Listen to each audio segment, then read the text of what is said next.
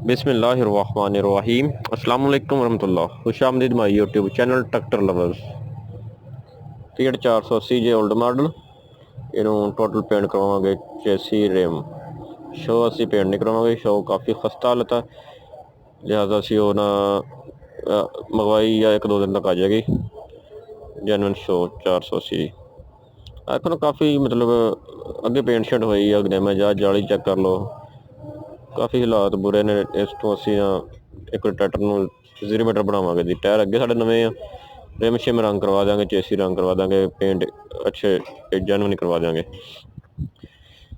ਇਹ ਜੀ ਵਲੌਗ ਤੁਹਾਨੂੰ ਅਗਲਾ ਵੀ ਦਿਖਾਵਾਂਗੇ ਟਰੈਕਟਰ ਜੋ ਤਿਆਰ ਹੋਇਆ, ਹਜੇ ਇਹਨੂੰ ਕੁਛ ਦਿਨ ਲੱਗ ਜਾਣਗੇ। ਬਾਕੀ ਯਾਰ ਵੀਡੀਓ ਨੂੰ ਲਾਈਕ ਔਰ ਵਾਚ ਕਰ ਦਿਆ ਕਰੋ, ਮਿਹਰਬਾਨੀ।